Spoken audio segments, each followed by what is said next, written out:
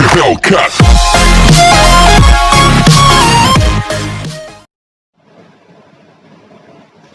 So hello everyone, कैसे हैं आप लोग? उम्मीद है बहुत अच्छे होंगे। आज हम लोग को 6.2 पढ़ना है। हमने 6.1 पहले लेक्चर में कर चुका है। आज हम लोग 6.2 के ऊपर बात करेंगे, जिसमें हम लोग देखेंगे इंक्रीजिंग और डिक्रीजिंग फंक्शंस क्या होते हैं और कैसे हम उनके लिए सॉल्व करते हैं। पहले तो इन वर्ड्स का मतलब आप समझ लो कि किसी फंक्शन को हम इंक्रीजिंग कब बोलेंगे और डिक्रीजिंग कब बोलेंगे। देखो, जैसे मान लो मैंने यहाँ पर कोई फंक्शन लिखा हुआ है, that is function of x that is equal to 2x plus 8 है ये फंक्शन। अब देखो, अगर मैंने इसमें x इज इक्वल टू 1 रखा तो देखो क्या आएगी एफ एक्स की वैल्यू।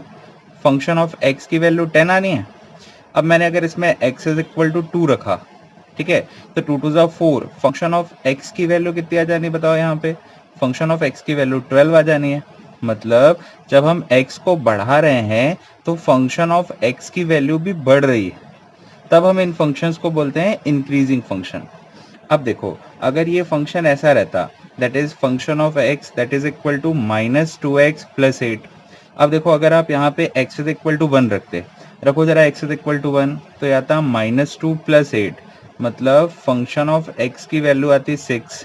बट अगर आप x इज इक्वल टू 2 रखते, रखो जरा 2, 2 टू ज़ा 4 हो जाएगा, -4 plus 8, that means function of x that is equal to 4। यहाँ पर क्या हो रहा है, जब आप x को बढ़ा रहे हो तो फंक्शन ऑफ x कम हो रहा है। फंक्शन ऑफ x क्या हो रहा है? कम हो रहा है। तो ये होगा कौन सा फंक्शन? Decreasing function. पर ऐसा तो कई बार होता है कि कुछ वैल्यूज के लिए बढ़ते जाता है फिर कम होते जाता है। तो वही सारी चीजें हम सीखने वाले हैं कि विद हेल्प ऑफ डिफरेंशिएशन हम उन चीजों को कैसे देख सकते हैं कि वो फंक्शन इंक्रीजिंग है या डिक्रीजिंग है। अच्छा, अगर इंक्रीजिंग है तो कहाँ से कहाँ तक इंक्रीजिंग है और कहाँ से कहाँ तक डिक्रीजिंग है। देखो, इस चीज को ग्राफ से समझो, ज्यादा अच्छे से समझ पाओगे। ये देखो, मान लो ये जो मैं ग्राफ्स बना रहा हूँ, यहाँ पर x है और यहाँ पर फंक्शन ऑफ x है। अब देखो, कोई प्लॉट ऐसा हो रहा है ग्राफ इस तरीके से, ये थोड़ा सीधा ही था, सॉरी मैंने सीधा नहीं बनाया। हाँ, तो देखो ध्यान से देखो, यहाँ पर जैसे जैसे x की वैल्यू बढ़ रही है एफ एक्स की वैल्यू कम होते जा रही है, तो ये ग्राफ कहाँ की तरफ है? नीचे की तरफ है। तो ये कौन से फंक्शन का ग्राफ होगा? इंक्रीजिंग। अच्छा, अगर ये ग्राफ ऐसा होता, देखो इसी ग्राफ को मैं थोड़ा सा यहाँ दिखाता हूँ, इसी ग्राफ को मैं यहाँ दिखाता हूँ, x है और यहाँ पर एफ एक्स है। क्वेश्चन की तरफ आ रहा हूँ, पहले बेसिक समझ लो। ये ग्राफ देखो, पहले क्या हुआ, ये नीचे आया, फिर थोड़ा स्टेबल हुआ, फिर नीचे आया। देखो क्या हुआ, यहाँ पे ये फंक्शन नीचे आया मतलब डिक्रीजिंग है, पर उसके रेट में फिर कुछ थोड़ा सा चेंज आया, मतलब उसका जिस रेट से वो आ रहा था उस रेट से वो नीचे नहीं आया, अब फिर वही रेट पे आ गया। ठीक है, तो अब ये भी तो डिक्रीजिंग है, पर ये डिक्रीजिंग है और ये भी डिक्रीजिंग है, तो कैसे करेंगे? इसको बोलते हैं स्ट्रिक्टली डिक्रीजिंग, इसको बोलते हैं स्ट्रिक्टली डिक्रीजिंग, और इसको बोलते हैं सिर्फ डिक्रीजिंग। ये हुआ स्ट्रिक्टली डिक्रीजिंग फंक्शन और ये हुआ सिर्फ डिक्रीजिंग फंक्शन। ठीक है, स्ट्रिक्टली डिक्रीजिंग का मतलब समझ में आया? मतलब किसी भी पर्टिकुलर इंटरवल के लिए, यहाँ देखो, जैसे अगर हम ये वाली वैल्यू से ये वाली वैल्यू तक देखें तो ग्राफ जो है वो डिक्रीजिंग है अलग रेशो में, और यहाँ से लेकर के यहाँ तक अगर वो एक स्ट्रेट लाइन फॉर्म करे तो वो कांस्टेंट है, और यहाँ से लेकर के यहाँ तक अगर वो देखे तो फिर डिक्रीजिंग है ना। तो ये सिर्फ डिक्रीजिंग फंक्शन होगा, ये स्ट्रिक्टली डिक्रीजिंग होगा। ये दोनों में फर्क है। वैसे इंक्रीजिंग में भी होगा, अगर सीधे ऊपर जाएगा तो वो इंक्रीजिंग, और सीधे अगर थोड़ा रुक के जाएगा तो वो मतलब इंक्रीजिंग हो जाएगा। जैसे देखो ये वाला ग्राफ, ये स्ट्रिक्टली इंक्रीजिंग हो गया, और अगर ऐसा कुछ हो गया इस तरीके से तो ये इंक्रीजिंग का ग्राफ हो गया। ओके, अच्छा, अगर जैसे वेव फंक्शंस रहते हैं, आपने 11th में वेव पढ़ा होगा, ये देखो ये वेव हुई। अब बोलो, अगर मैं बोलूँ यहाँ से लेकर के ये 0 है, ये पाई हो गया, ये 2 पाई हो गया, सॉरी पाई 2 पाई, पाई 2 पाई 3 पाई, ये 4 पाई हो गया। ठीक है, तो 0 से लेकर के 4 पाई के बीच में, तो देखो यहाँ पर ये इंक्रीजिंग था, फिर डिक्रीजिंग हुआ, फिर डिक्रीजिंग हुआ, फिर इंक्रीजिंग हुआ, फिर इंक्रीजिंग। ये देखो ना, ये बीच में बेस लाइन अगर मैं बना दूं तो देखो ये ऊपर बढ़ रहा है, ये नीचे आ रहा है, ये नीचे आ रहा है, ऊपर बढ़ रहा है, ऊपर बढ़ रहा है, नीचे आ रहा है, नीचे आ रहा है, ऊपर बढ़ रहा है। तो कभी डिक्रीजिंग है कभी इंक्रीजिंग है, तो हम इसको बोलते हैं nor decreasing nor increasing, neither neither decreasing and nor increasing. आप इस फंक्शन को तब ऐसा बोलेंगे जब वो कभी बढ़ भी रहा हो और कभी कम भी हो रहा हो। और एकदम से पूरा बढ़ रहा हो तो आप बोलेंगे स्ट्रिक्टली इंक्रीजिंग, बीच में अगर कहीं पर कांस्टेंट हो रहा हो तो आप बोलेंगे सिर्फ इंक्रीजिंग। हमेशा हम ग्राफ बना के थोड़ी ना देख सकें कि अगर हमारे पास फंक्शन आ जाए और हमको बोला जाए कि भाई अब इसको बताओ ये इंक्रीजिंग है कि डिक्रीजिंग है और कब इंक्रीजिंग है और कब डिक्रीजिंग है, तो हमारे पास इतना टाइम थोड़ा ना रहता है कि हम एग्जाम में कि भाई रैंडमली वैल्यूज उठाएं और फिर उसका ग्राफ प्लॉट करें और फिर देखें। ये तो खैर है एक मेथड, पर हम विद हेल्प ऑफ डिफरेंशिएशन देख सकते हैं कि कोई फंक्शन इंक्रीजिंग है या नहीं, डिक्रीजिंग है या नहीं। तो वही आज हम सीखने वाले हैं। स्टार्टिंग के 4 क्वेश्चंस मैंने यहाँ पे लिखे हुए हैं। फर्स्ट में आपके पास कोई पॉलिनोमियल फंक्शन गिवन है और बोला गया है कि प्रूफ करके बताओ कि ये पॉलिनोमियल फंक्शन स्ट्रिक्टली इंक्रीजिंग है रियल नंबर्स पे। ठीक है। दूसरे में भी वही है, function of x is equal to e raise to the power 2x है और बोला गया है कि ये स्ट्रिक्टली इंक्रीजिंग है रियल नंबर पे। थर्ड जो क्वेश्चन है वहां पर साइन एक्स गिवन है और आपको बोला है कि बताओ 0 से π/2 में ये इंक्रीजिंग है, π/2 से पाई में ये डिक्रीजिंग है और 0 से लेकर के पाई पे बीच में ना तो ये इंक्रीजिंग है और ना ही डिक्रीजिंग है। और फोर्थ जो क्वेश्चन है वहां पर सिर्फ फंक्शन गिवन है, दैट इज पॉलिनोमियल फंक्शन, और बोला गया है कि बताओ ये कहाँ इंक्रीजिंग है और कहाँ डिक्रीजिंग है। यहाँ तो कुछ भी नहीं गिवन। ठीक है। सो हम करते हैं इन चारों क्वेश्चंस को 1 बाय 1 करके, बहुत इंपॉर्टेंट है, एग्जाम में आता है। तो सबसे पहले, अब ये तो हमने सिर्फ मतलब समझा कि वो होते क्या हैं, अब बात आती है कि हम डिफरेंशिएशन से उनको कैसे प्रूफ करेंगे। तो देखो बहुत सिंपल मेथड है। जो आपके पास फंक्शन है उसको जब आप डिफरेंशिएट करोगे तो आपको f' मिलेगा। f' जो आता है उसको हम क्या बोलते हैं, डिफरेंशिएशन ऑफ fx। बहुत ध्यान से सुनना जो मैं बताना चाह रहा हूँ, डिफरेंशिएशन ऑफ fx। अब सुनो, अगर डिफरेंशिएशन ऑफ fx की वैल्यू 0 से बड़ी आती है, f' की वैल्यू 0 से बड़ी आती है, तो हम बोलेंगे हमारा जो फंक्शन है वो स्ट्रिक्टली इंक्रीजिंग। ठीक है। अगर f' की वैल्यू 0 से बड़ी आती है तो फंक्शन स्ट्रिक्टली इंक्रीजिंग होगा। ठीक है। अब देखो इसमें एक और चीज, अगर f' की वैल्यू 0 से छोटी आती है तो आप बोलेंगे आपका जो फंक्शन है वो स्ट्रिक्टली डिक्रीजिंग होगा। ये विद हेल्प ऑफ डिफरेंशिएशन बता रहे हैं, और जो मैंने आपको बेसिक इसके कॉन्सेप्ट समझाए वो ग्राफ के थ्रू समझाए। अब यहाँ एक और केस आता है कि अगर f' इज ग्रेटर देन और इक्वल 0 भी ट्रू हो रहा हो तो आप बोलेंगे कि जो फंक्शन है वो सिर्फ इंक्रीजिंग फंक्शन है, वो सिर्फ इंक्रीजिंग फंक्शन है, 0 यहाँ पे। और अगर f' इज स्मॉलर देन और इक्वल 0 ट्रू हो रहा हो तो आप बोलेंगे कि फंक्शन जो है वो डिक्रीजिंग फंक्शन है। पर ज़्यादातर जो क्वेश्चंस हैं वो स्ट्रिक्टली इंक्रीजिंग और स्ट्रिक्टली डिक्रीजिंग के ही आपको मिलेंगे एक्सरसाइज में, ये फिर भी आपको पता होना चाहिए। ठीक है। और अगर f' की वैल्यू 0 के इक्वल आती है तो आपका जो फंक्शन होगा वो फंक्शन होगा कांस्टेंट फंक्शन, अचर फलन, कांस्टेंट फंक्शन। ठीक है, ये बात हुई। और अगर ये दोनों हो रहे हैं, मतलब f' कहीं पर 0 से बड़ा भी है और f' कहीं पर 0 से छोटा भी है, तो वो होगा नाइदर इंक्रीजिंग नॉर डिक्रीजिंग। ठीक है। तो उम्मीद है बेसिक समझ में आएंगे कब स्ट्रिक्टली इंक्रीज होता है और कब स्ट्रिक्टली डिक्रीज होता है। तो अब मैं क्वेश्चंस की तरफ चलता हूँ, बहुत ईजी है, मजा आएगा, देखते हैं ना। तो सबसे पहले देखो लास्ट वाला जो क्वेश्चन है ना, ये ध्यान से समझना क्योंकि ये सब भी समझना है, बाकी जो लास्ट वाला है इसी के जैसे बहुत सारे क्वेश्चन है, तो पहले इनको अच्छे से करेंगे फिर लास्ट पे चलेंगे। तो लास्ट वाला बहुत इंपॉर्टेंट है, उस तरीके के क्वेश्चन आते हैं, ऐसा नहीं कि स्टार्टिंग वाले नहीं आते, वो भी आते हैं पर उस तरीके के ज्यादा पूछ लिए जाते हैं। जैसे फर्स्ट क्वेश्चन देखो, फर्स्ट क्वेश्चन में हमारे पास जो फंक्शन गिवन है वो हम लिख दे रहे हैं कि भाई given function function of x that is equal to है 3x प्लस 17, है ना। और आपसे बोला गया है कि बताओ ये r पर जो है वो स्ट्रिक्टली इंक्रीजिंग है। अब बताओ फंक्शन स्ट्रिक्टली इंक्रीजिंग कब होता है, जब f' की वैल्यू हमेशा 0 से बड़ी है। तो इसको डिफरेंशिएट कर देते हैं, आ जाओ, differentiation with respect to x। तो इसका डिफरेंशिएशन कितना आना है, f' 3x plus 17, 3x plus 17, तो 3x का डिफरेंशिएशन क्या हो रहा है, 3x का तो 1 हो गया और 17 का 0। अब बताओ f' की वैल्यू तो कितनी आई, 3।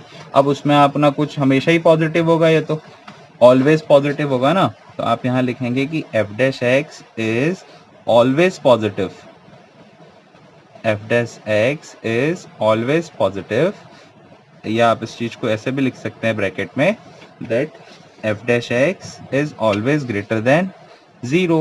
Hence, the given function is strictly increasing on R. Is strictly increasing on R. बहुत आसान है, पर अभी सिर्फ इतना ही नहीं है, अभी बहुत कुछ है। अभी तो ये शुरू के 1-2 क्वेश्चन इजी है।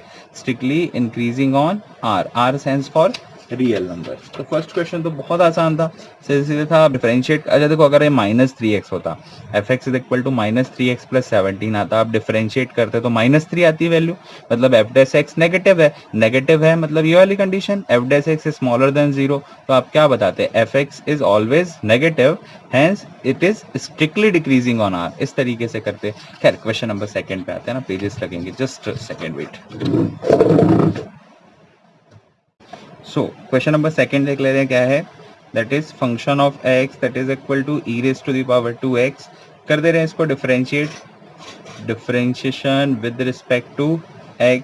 तो fx का डिफरेंशिएशन कितना हो जाना है, f dash x e raise to the power 2x का e raise to the power 2x, chain rule लगेगा, 2x का फिर से करेंगे तो 2। सो f डैश x की वैल्यू आ जाएगी 2 e raise to the power 2x।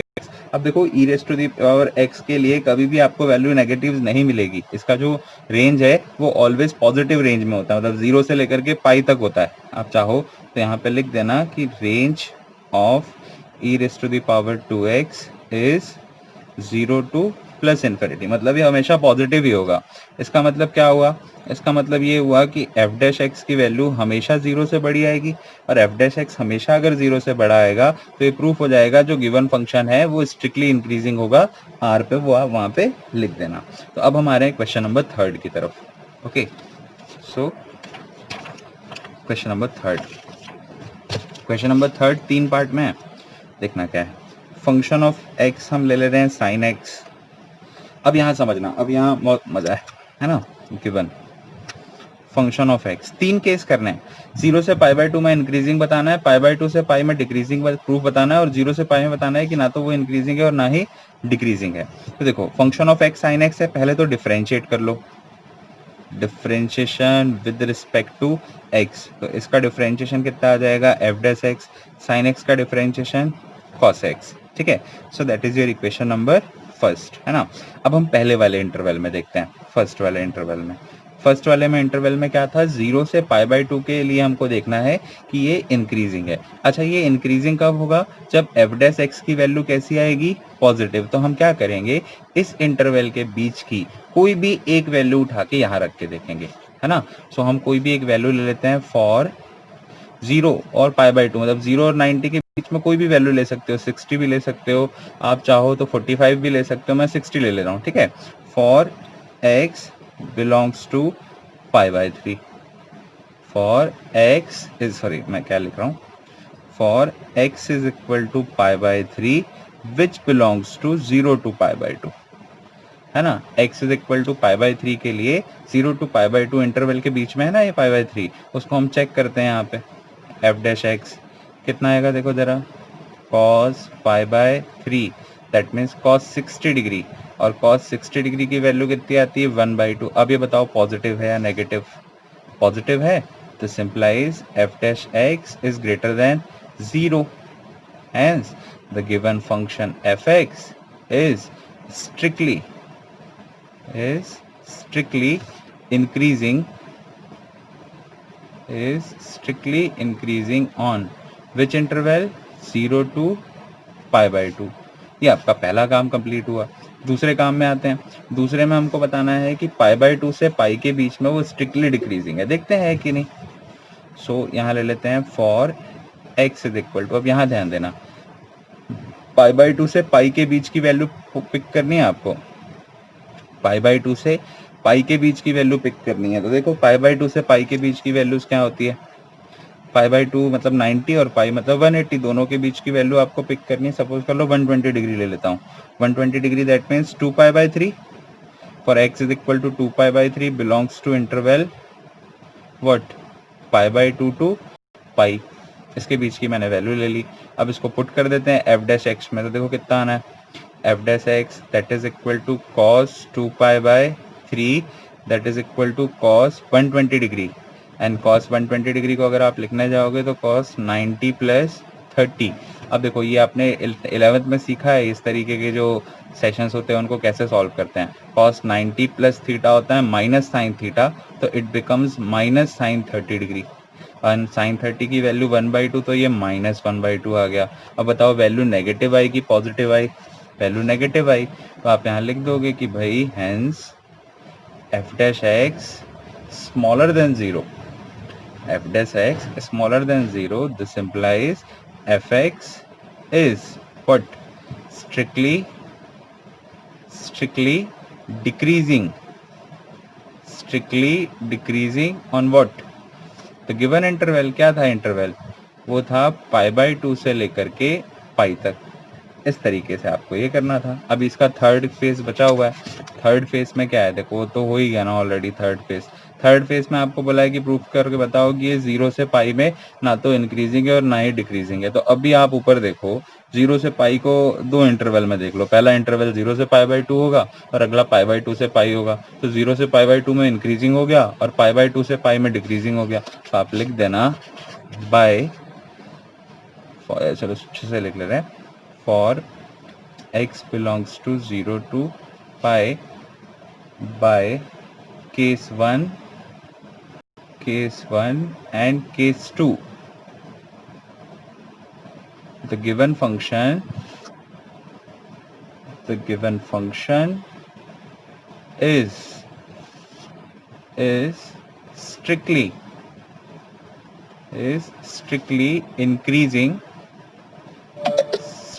increasing on what? फिर पेज करो। strictly increasing on 0 to π/2 and strictly decreasing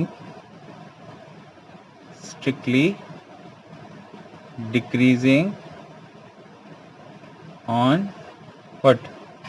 π/2 to pi.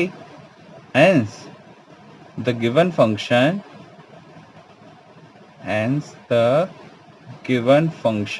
is neither increasing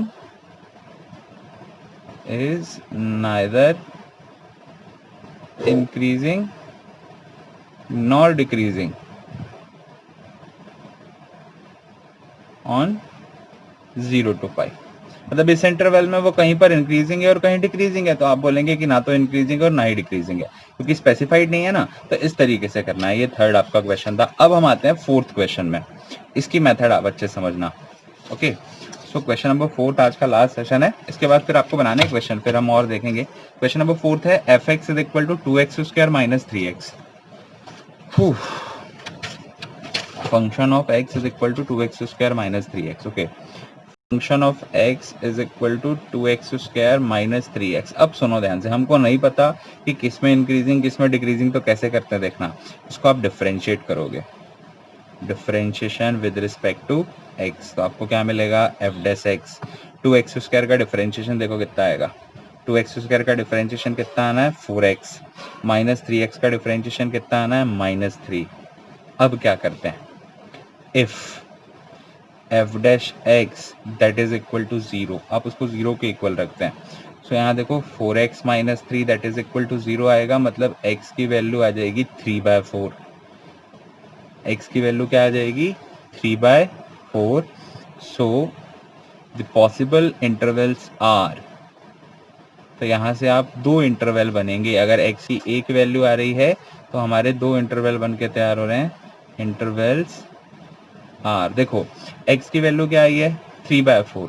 अब देखो यहाँ दो इंटरवल बनेंगे, पहला बनेगा माइनस इन्फिनिटी से और अगला बनेगा प्लस इन्फिनिटी से। तो पहला इंटरवल बनेगा माइनस इन्फिनिटी टू 3/4, दोनों ही ओपन इंटरवल में लिखे जाएंगे, और अगला बनेगा 3/4 to plus infinity.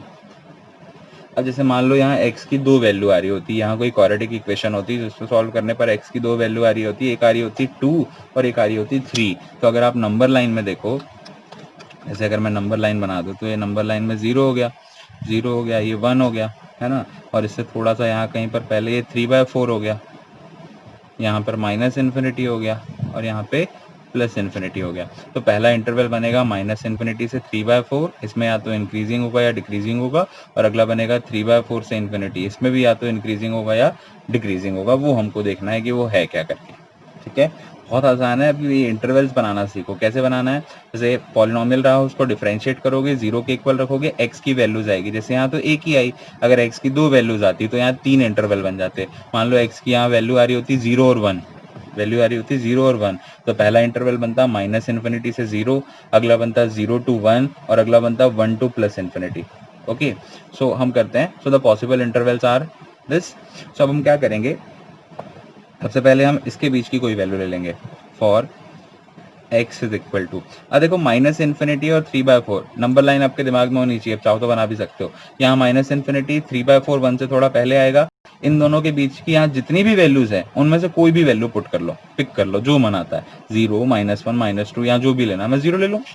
For x is equal to 0 which belongs to what, -∞ to 3/4। f dash x देख लो क्या आता है, f डैश x क्या था, 4x + 3 रखो, 4 into 0 -3, that means -3, which is negative or positive, negative, hence the function, hence fx is what, decreasing or increasing, is strictly decreasing। ठीक है, आसान है। आगे देखो, ये तो पहला केस हुआ, ठीक है, एंड फॉर, अब सेकेंड लेंगे, x इज इक्वल टू, अब वो वैल्यू लेनी है जो इस इंटरवल के बीच में है। तो 3/4 यहाँ पे है, उसके बाद 1 आता है, फिर 2 आता है, फिर 3 आता है, कोई भी ले लो, 1 ले लो, 2 ले लो, चलो 2 ले लेते लो। For x is equal to 2 which belongs to 3/4 to +∞। ठीक है, f dash x, what is f dash x, f dash x कितना था, 4x - 3, तो 4x की जगह रखेंगे 2 - 3, 4 2 ज़ा 8, 8 - 3, that is equal to 5, which is positive और नेगेटिव, पॉजिटिव। तो आप लिख दोगे hence the given function fx is strictly increasing. तो ये आपका आंसर आ जाएगा, किस किस इंटरवल में वो इंक्रीजिंग है और किस किस इंटरवल में वो डिक्रीजिंग है। तो फाइनली आपका आंसर आएगा कि the given function is strictly decreasing on interval -∞ to 3/4 and strictly increasing on interval 3/4 to +∞। इस तरीके से आपको करना है। ठीक है, उम्मीद है समझ में आया होगा। क्वेश्चंस आप बना के देखेंगे, आप इसके बाद के भी क्वेश्चंस बनाइए, लेक्चर को एक बार और देखिए अगर समझ में नहीं आता। वैसे भी आने वाले सेशंस में हम इसके बाद के क्वेश्चंस भी डिस्कस करेंगे, तो इसका अगला लेक्चर कल होगा या परसों होगा, मैं भी देख लेते हैं, जैसे भी समय रहेगा हम लेक्चर डाल देंगे अगला, तो आप इनको बना के देखें। ठीक है, चलिए मिलते हैं अगले लेक्चर में, टिल देन बाय।